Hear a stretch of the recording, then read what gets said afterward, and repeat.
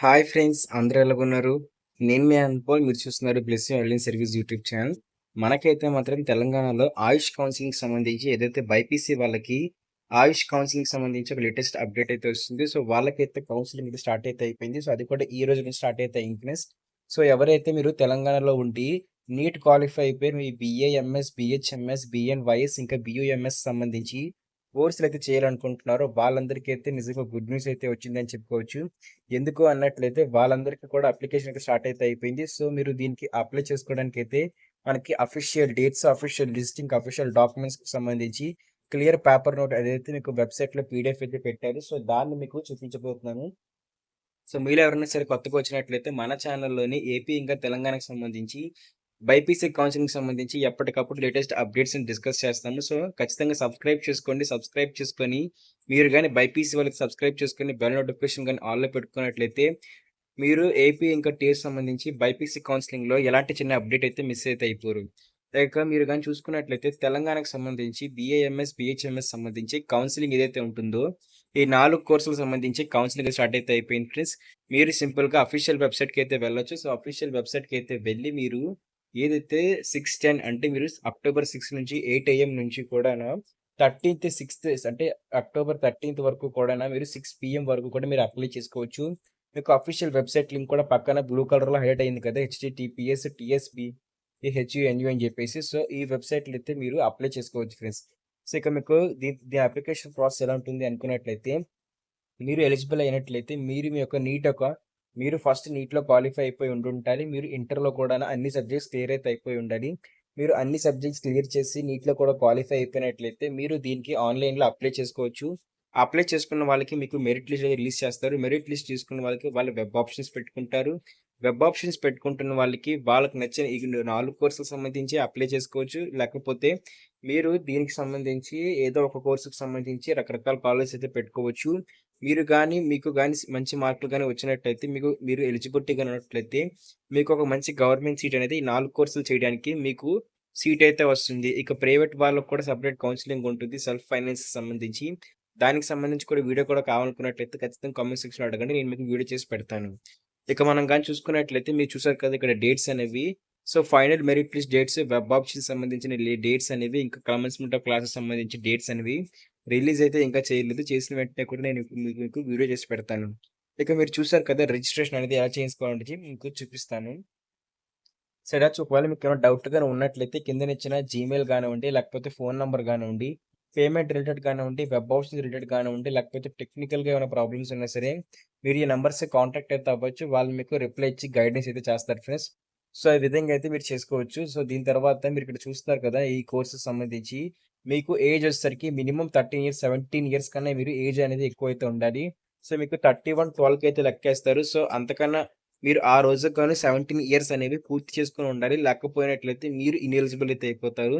మీకు upper age limit అంటూ ఏటి లేదు చూసారు కదా! Further there is no upper age limit అని చెప్పేసి ఇచ్చారు కాబట్టి, సో, మీకు అప్పర్ ఏజ్ లిమిట్ అంటూ కూడా ఏదీ లేదు. సో, దీంతో పాటే కట్ ఆఫ్ చూసుకున్నట్లయితే మీకు నీట్ ర్యాంక్ ఏదైతే ఉంటుందో, అందులో జనరల్ ఇంకా ఈడబ్ల్యూఎస్ ఇంక్ వాళ్ళకైతే 50% అంటే మీరు 162 మార్క్స్ అయితే మీకు వచ్చైతే ఉండాలి.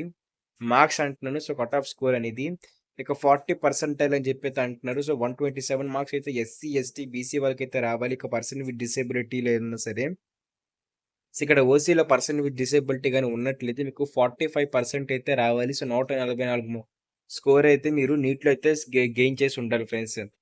ఇక్కడ చూసుకున్నట్లయితే మీకు దాంతో పాటే మీరు ఇంటర్‌లోని బైపీసీ చేసి ఉండాలి. బైపీసీ చేసిన తర్వాత కూడా మీరు ఖచ్చితంగా కూడా ఓసీ వాళ్ళైతే 50% కన్నా ఎక్కువ మార్కులు రావాలి. ఇక బీసీ వాళ్ళకైతే బీసీ, ఎస్సీ, ఎస్టీ వాళ్ళకైతే 40% కన్నా ఎక్కువ రావాలి.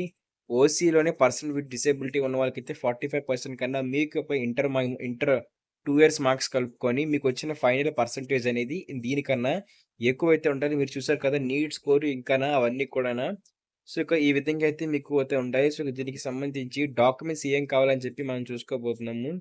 సో, ఇక్కడ ఇంకా దాంతో పాటు ఇచ్చారు ఇక్కడ క్యాప్ వాళ్ళు ఎవరైతే ఉంటారో సో, వాళ్ళకైతే 1% ఇక పర్సన్ విత్ డిసేబిలిటీ వాళ్ళకి 5% అనేది యాడ్ అయితే అవుతుంది. సో, స్పెషల్ కేటగిరీ కింద వాళ్ళకైతే ఇవ్వడం అయితే జరుగుతుంది. ఇక ఇక్కడ గ్రేస్ మార్క్స్ కూడా ఉంటాయి. ఎవరైతే ఎన్‌సీసీ స్టూడెంట్స్ ఉంటారో సో, వాళ్ళకి గ్రేస్ మార్క్స్ కూడా యాడ్ చేయడం జరుగుతుంది. సో, ఇది ఫ్రెండ్స్ మనకి ఇక్కడ బి సర్టిఫికేట్ ఉన్న వాళ్ళకి, ఇంకా సి సర్టిఫికేట్ ఉన్న వాళ్ళకి వాళ్ళందరికీ కూడాను సెపరేట్ బెనిఫిట్స్ అయితే ఉంటాయి. ఇక ఆన్‌లైన్ అప్లికేషన్ ఫార్మ్‌ని మీరు అప్లై చేసేటప్పుడు మీ దగ్గర ఉండాల్సిన డాక్యుమెంట్స్ ఏంటి అని చెప్పి చూసుకున్నట్లయితే ఇక్కడ మీరు చూస్తున్నారు కదా! 500 కేబీ లోపైతే మీకు ప్రతి డాక్యుమెంట్ కూడా ఉండాలి. ఇక్కడ మ్యాండటరీ ఉన్నవైతే అందరూ అప్‌లోడ్ చేయాలి. మ్యాండటరీ కానివైతే మాత్రం ఎవరైతే ఎలిజిబుల్ అవుతారో సో వాళ్ళు అప్లై చేయాలి. మీకు ఫస్ట్ ఆఫ్ ఆల్‌గా మీరు నీట్ క్వాలిఫై అయిపోయినట్లు మీ నీట్ ర్యాంక్ కార్డ్, మీ యొక్క నీట్ అడ్మిట్ కార్డ్ అయితే ఉండాలి. సో దీంతో పాటు మీకు బర్త్ సర్టిఫికేట్ లేకపోతే 10థ్ క్లాస్ మార్క్స్ అయితే మ్యాండటరీగా అయితే ఉండాలి. పైన నీట్ ర్యాంక్ కార్డ్ అయితే మ్యాండటరీ ఉండాలి. ఇక క్వాలిఫైయింగ్ మీకు ఇంటర్ మార్క్స్ ఏదైతే ఉంటుందో సో అది కూడా ఖచ్చితంగా మ్యాండటరీగా అయితే ఉండాలి ఫ్రెండ్స్. సో ఇక్కడ మీకు ఒక ఇంటర్నెట్‌లో తీసిన ప్రింట్ అయితే వాళ్ళు యాక్సెప్ట్ చేయరు. మీరు మీ కాలేజ్ తరపు నుంచో లేకపోతే మీకు స్టేట్ బోర్డ్‌కి సంబంధించిన అఫీషియల్ వెబ్‌సైట్‌లో నుంచి మీరు ఇంటర్ మార్క్స్ అయితే డౌన్‌లోడ్ చేసుకోండి. ఇక స్టడీ సర్టిఫికేట్ ఉండాలి. 9-10థ్ అనేది అది మ్యాండటరీ అయితే ఇచ్చారు. స్టడీ సర్టిఫికేట్ మీ ఇంటర్‌కి సంబంధించి కూడా మీరు ఏదైతే చదివారో సో దానికి సంబంధించి కూడా మీకు స్టడీ సర్టిఫికేట్ అనేవి 2 ఇయర్స్ అయితే ఉండాలి.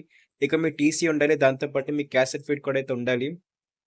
సో, ఇక్కడ చూస్తున్నారు కదా! మ్యాండటరీ ఉన్నవైతే మాత్రం ఖచ్చితంగా ఉండాలి. ఇక్కడైతే ఎవరైతే ఈడబ్ల్యూఎస్ కేటగరీస్ ఉంటారో సో, వాళ్ళు ఈడబ్ల్యూఎస్ సర్టిఫికేట్‌ని కూడా ఇవ్వడం అయితే జరగాలి తెలంగాణ బోర్డ్ నుంచి. ఇక పేరెంట్ ఇన్‌కమ్ సర్టిఫికేట్ అయితే కావాలి. ఇక దాంతో పాటు ఎన్‌సీసీ సర్టిఫికేట్ ఉన్న వాళ్ళకి ఎన్‌సీసీ సర్టిఫికేట్, క్యాప్ సర్టిఫికేట్‌కి దాంతో పాటు అప్లై చేసుకుంటున్న వారికి క్యాప్ సర్టిఫికేట్, ఇక రెసిడెన్స్ సర్టిఫికేట్ అయితే ఉండాలి. మీరు రెసిడెన్స్ అని చెప్పేసి సో, అప్లికేబుల్ అయితే కావాలి. లేకపోతే లేనట్లే. ఇక మీ ఆధార్ కార్డ్ అడుగుతున్నారు. మీ ఆధార్ కార్డ్‌తో పాటు మీ లేటెస్ట్ పాస్‌పోర్ట్ సైజ్ ఫోటో, ఇంకా మీ సిగ్నేచర్ అయితే మీరు అప్లై చేస్తున్నప్పుడు 100 కేబీ లోపు మీరు జేపీజీ లేకపోతే జేపీఈజీ ఫార్మాట్‌లో అయితే మీకు ఉండాలి. సో, దీంతో పాటే ఇక్కడ మీరు అప్‌లోడింగ్ అనేది చేయాలి. సో, సర్టిఫికేట్స్ అనేవి అప్‌లోడ్ చేయడము, డేటా ఎంటర్ చేయడము, ఫీజ్ పే చేయడము, మీకు మొబైల్ ఇంకా అది ఏదైతే మా ఈమెయిల్‌తో రిజిస్టర్ అయితే అవ్వాలి ఫ్రెండ్స్. సో, ఇక్కడ మీరు అఫీషియల్ వెబ్‌సైట్‌కి అయితే వస్తారు. సో, అఫీషియల్ వెబ్‌సైట్‌కి వచ్చినప్పుడు మొబైల్ అండ్ ఈమెయిల్ రిజిస్టర్ మీద క్లిక్ చేయండి.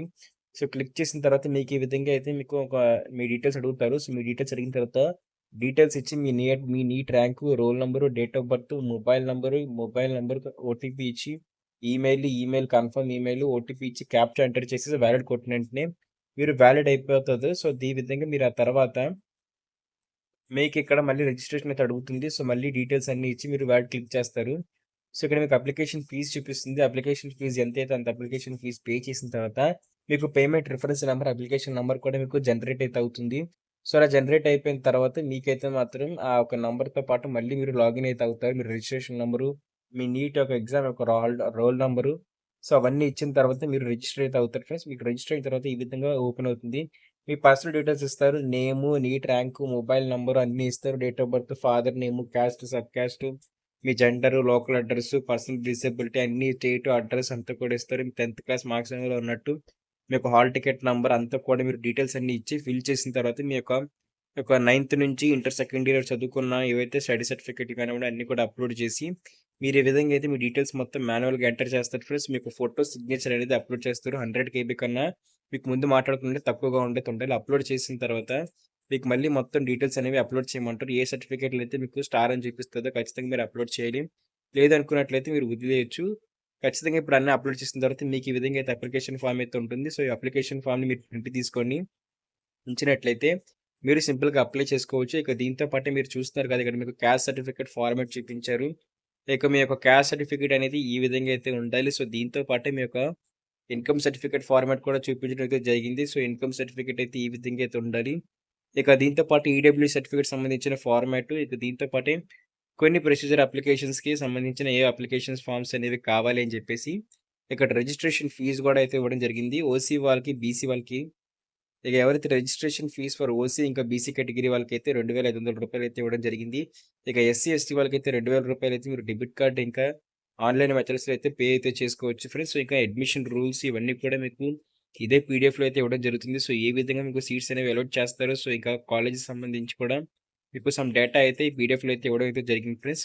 సో, ఇక్కడ మీరు చూస్తున్నారు కదా! క్యాస్ట్ సర్టిఫికేట్ ఫార్మాట్ కానివ్వండి లేకపోతే అంతా కూడానా సో, మీ దగ్గర ఈ ఫార్మాట్‌లో అయితే అన్నీ ఉన్నాయో చెక్ చేసుకోండి. అన్నీ ఉన్నప్పటికి మీరు అప్లై చేసుకోండి. మీకు ఎలాంటి ప్రాబ్లమ్ అయితే ఉండదు. సో, ఇది ఫ్రెండ్స్ తెలంగాణలోని ఆయుష్ కోర్స్‌కి సంబంధించిన వచ్చిన లేటెస్ట్ అప్డేట్స్. సో, ఒకవేళ మీరు ఈ 4 కోర్సుల్లోనే అప్లై చేసుకుంటున్నప్పుడు ఎలాంటి డౌట్స్ ఉన్నా సరే ఖచ్చితంగా కామెంట్ సెక్షన్‌లో అడగండి. కామెంట్ సెక్షన్‌లో అడిగినట్లయితే నేను మీకు రిప్లై అయితే ఇవ్వడం జరుగుతుంది ఫ్రెండ్స్. సో, ఇది మనకి ఈరోజు వచ్చిన లేటెస్ట్ అప్డేట్. మరిన్ని అప్డేట్స్‌తో పాటు మీ కాలం ముందుకైతే వస్తాను. సో, అప్పుడు కూడా ఖచ్చితంగా సబ్స్క్రైబ్ చేసుకొని బెల్ నోటిఫికేషన్ ఆన్‌లో పెట్టుకోండి. ఈ వీడియో గాని మీకు నచ్చినట్లయితే ఖచ్చితంగా లైక్ చేయండి friends. Thank you friends. By by.